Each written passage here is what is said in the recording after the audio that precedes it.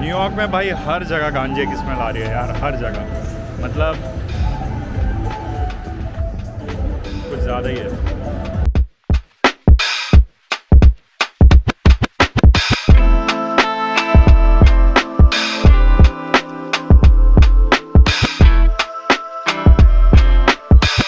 Hello everyone, welcome to another vlog.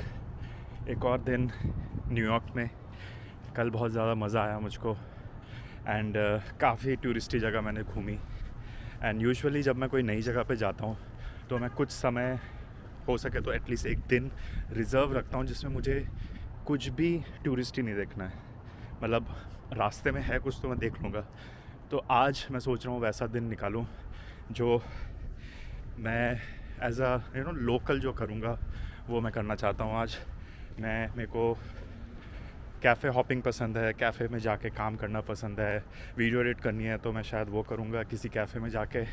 और अभी सुबह के 7 बज रहे हैं और मैं निकला हूँ थोड़ा वर्कआउट करने। तो देखता हूँ यहाँ पे कोई अच्छी जगह मिलेगी एंड थोड़ा फिज़िकल एक्टिविटी करते हैं।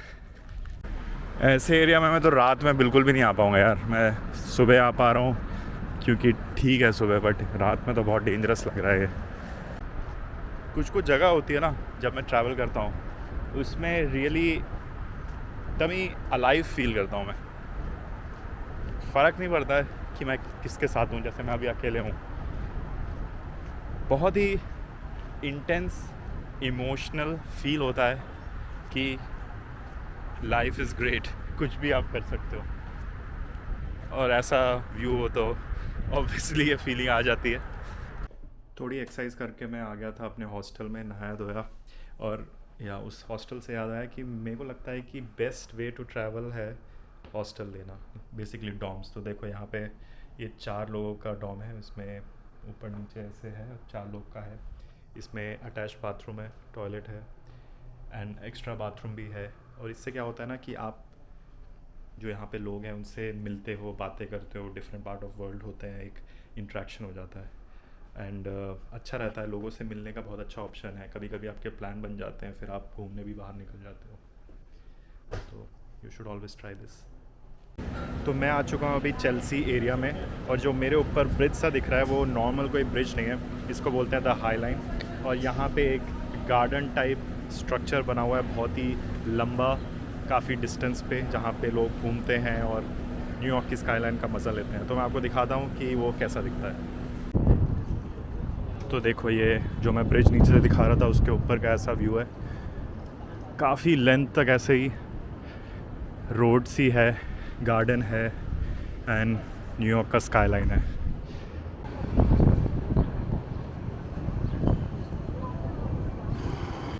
देखो यहाँ से एम्पायर स्टेट बिल्डिंग भी दिख रही है। कुछ इलाकों में तो लग ही नहीं रहा है कि हम कोई ब्रिज पे हैं तो एकदम जंगल लग रहा है।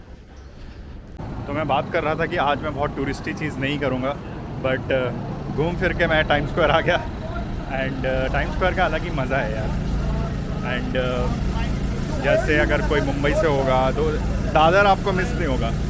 भीड़ है, गर्दा भीड़ है और में भी अच्छी भीड़ है। बहुत अच्छा लग रहा है और मौसम भी बहुत सुहाना है, ऑलमोस्ट बारिश होने वाली है।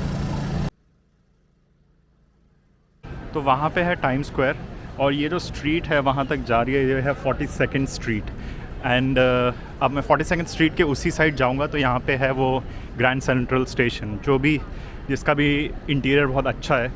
जस्ट आई थिंक मुझे आई डोंट नो कितना 5-6 ब्लॉक्स क्रॉस करने पड़ेंगे एंड हम वहाँ पे पहुँच जाएंगे। मैं ऑलरेडी न्यूयॉर्क की भाषा यूज़ कर रहा हूँ। ब्लॉक्स या 42nd street, 7th Avenue. New York के एक बहुत फेमस चीज़ जो एक्सप्लोर करने के लिए वो है ऐसे ब्रॉडवे शोज़। मेरे पास इतना टाइम नहीं है और इतनी एनर्जी नहीं है, पैसा नहीं है कि मैं देखूं अभी उसको। लेकिन अगर आपके पास टाइम है और आपको इंटरेस्ट है तो अब ऐसे कोई ब्रॉडवे शो में जा सकते हो। तो मैं थोड़ा ट्राई करता हूँ न्यूयॉर्क की जियोग्राफी को थोड़ा एक्सप्लेन करने के लिए। न्यूयॉर्क मतलब मैनहट्टन, जहाँ पे मैं हूँ अभी। तो जो मेरे पीछे इलाका है ना वो है साउथ मैनहट्टन, मतलब नीचे के साइड जहाँ पे ट्विन टावर था और ये सब। और जो मेरे उस साइड है ना, वो है नॉर्थ साइड जहाँ पे सेंट्रल पार्क है, अगर आप मैप देखो तो, ठीक है। और अब मैं आपको बताता हूँ कि यहाँ पे आप कैसे पता लगा सकते हो कि आप कौन सी जगह पे हो। तो देखो, अगर ये मैनहट्टन है इस डायरेक्शन में, और ये जो रोड जा रही है, ऐसे बहुत सारे पैरेलल रोड्स जा रही हैं, ठीक है।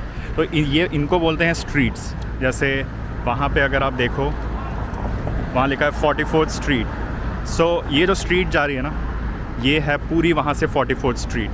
एंड जब आप ऊपर नॉर्थ साइड जाने लगोगे तो वो 40 का नंबर बढ़ता चल जाएगा, वो 50, 60, 70, 100, 200 चला जाएगा। जितना ऊपर जाओगे दैट मीन्स आप उतना नॉर्थ जा रहे हो, और जितना 40 के नीचे जाओगे ना दैट मीन्स आप साउथ में जा रहे हो। तो अगर कोई स्ट्रीट नंबर 6 है दैट मीन्स तो वो एकदम ही साउथ एंड पे है। तो ये एक तरीका हो गया। अब जो स्ट्रीट्स ऐसे जा रही हैं और जो ये रोड इधर से आ रही हैं, इसको बोलते हैं एवेन्यू।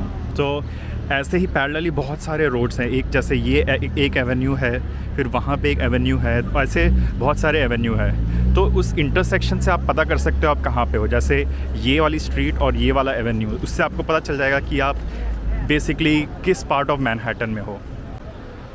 मैं एक और एग्ज़ाम्पल दिखाता हूँ आपको। मैं यहाँ चौराहे पे ही खड़ा हूँ बेसिकली। आप देखो, ये 44th स्ट्रीट है और इसका डायरेक्शन ऐसे है। सो दैट मीन्स वो 44th स्ट्रीट है। एंड उसके साइड में अगर आप देखो, वहाँ देखो वो लिखा है 6th एवेन्यू और उसका डायरेक्शन उस साइड है। दैट मीन्स ये वाला 6th एवेन्यू है। और या तो ऐसे बहुत ही क्लेवरली डिज़ाइन किया गया है। तो पहली बार जब आप न्यूयॉर्क आओगे तो आप डेफिनेटली थोड़ा कंफ्यूज हो जाओगे कि यार ये तो बहुत ही ज़्यादा कॉम्प्लेक्स लग रहा है, बट ऐसा है नहीं। बहुत ही इंट्यूटिव है, जो मुझे सिर्फ एक दिन में पता चल गया। एंड आई फील लाइक कि मैं न्यूयॉर्क में आराम से रह सकता हूँ, मौका मिलेगा तो। कलकत्ता में जैसे पीली टैक्सी होती है ना, वैसे ही यहाँ पे भी न्यूयॉर्क की टैक्सियों का एक हॉलमार्क है येलो कलर। एंड यहाँ पे बहुत सारे सुविनियर्स भी आपको मिल जाएंगे येलो कलर की टैक्सी के। मैंने न्यूयॉर्क में बहुत सारी जगह पे देखा है कि यहाँ के जो अंडरग्राउंड सीवेज हैं उससे धुआं निकलता रहता है। आई डोंट नो ये क्यों है, और कई जगह पे तो उसको एक एग्जॉस्ट यहाँ पे डाल देते हैं और फिर धुआं निकलता रहता है। ऐसा क्या है जहाँ से ये धुआं आता है, मुझे समझ नहीं आया, इसलिए मैं बहुत इंटरेस्टेड हूँ। तो मेरे को शायद सर्च करना पड़ेगा।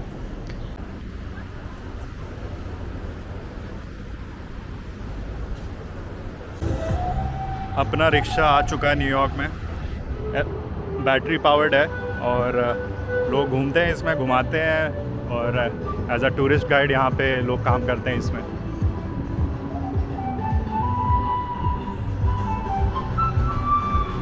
ये देखो ग्रैंड सेंट्रल स्टेशन। ये स्टेशन इतना ज़्यादा बड़ा है कि अगर मुझे गलती से यहाँ से ट्रेन लेनी पड़े तो पहली बार तो मुझे लगभग आधे घंटे पहले आना पड़ेगा यहाँ पे समझने के लिए। थोड़ा एग्जैजरेशन है, बट आई मीन काफ़ी ज़्यादा ग्रैंड है, बड़ा है। तो मुझे तो अकेले घूमना बहुत ज़्यादा पसंद है, एंड आई थिंक ये एक एक्सपीरियंस है जो सबको रेगुलरली करना चाहिए। एक कंसर्न आता है कि यार इन्जॉय कैसे करेंगे, बोर हो जाएंगे, फ़ोटो कौन लेगा हमारी, ये सब चीज़ें। तो पहली बात, फ़ोटो तो कोई भी ले सकता है, एंड फ़ोटो इतनी इम्पॉर्टेंट भी नहीं है, क्योंकि आप वहाँ जहाँ गए हो बस उससे एक कनेक्शन होना चाहिए। फ़ोटो तो आप सबको पता है कि सब भूल ही जाते हैं। और बात रही बोर होने की, तो बोर हो जाएंगे तो हो जाएंगे, क्या हो गया, मतलब बोर होने से इतनी प्रॉब्लम थोड़ी ना है यार। बोर तो हम वैसे भी हो जाते हैं, बट जब बोर हो के आप कुछ उस नज़रिए से कुछ देखते हो ना, तो मेरे ख्याल से तो वो और ब्यूटीफुल हो जाता है। जब वो एक्साइटमेंट कम हो जाती है ना, तो हाइप कम हो जाता है, एंड फिर तब सच में बहुत ज़्यादा आप अच्छे से एक्सपीरियंस कर पाओगे उस जगह को, ऐसा मेरा मानना है। तो जस्ट घूमो फिरो यार। एंड वैसे भी आप जब अकेले घूमते हो ना, तो बाकी जो और लोग घूम रहे हैं अकेले, वो आपको मिल जाते हैं, एंड फिर आपका समाव एक कनेक्शन बन जाता है, एंड उनके साथ भी आप घूम लेते हो, नए नए दोस्त बना लेते हो। कुछ दोस्त तो ऐसे मिल जाते हैं जो फिर आपको सालों तक याद रहते हैं। आप कभी कहीं और घूमने जा रहे हो, जहाँ पे वो रहते हैं, आप उनसे बात कर सकते हो और घूम सकते हो। तो सोलो ट्रैवलिंग से डरने की ज़रूरत नहीं है, एंड आई थिंक अगर आपने सोलो ट्रैवलिंग कभी नहीं की है तब तो आपको करनी चाहिए। कोई नए देश की ज़रूरत नहीं है, आप एक सिटी चले जाओ, आसपास चले जाओ बस, बस घूमो without any expectation I will say, and trust me बहुत ही अच्छा रिवॉर्ड मिलेगा आपको। तो आई थिंक मैं यहीं पे ब्लॉग ख़त्म करूँगा। मेरे आई थिंक आज शाम का काम हो चुका है, मैं काफ़ी घूम लिया कल, उससे पहले और आज, एंड अब मैं अपनी दीदी को मिलने जाऊँगा। जिस रीज़न के लिए मैं यहाँ पे आया था यूएस में, अपनी दीदी, जीजा जी, उनके बच्चे, मेरे भांजे, उन सबको मिलने के लिए बेसिकली मैं आया था।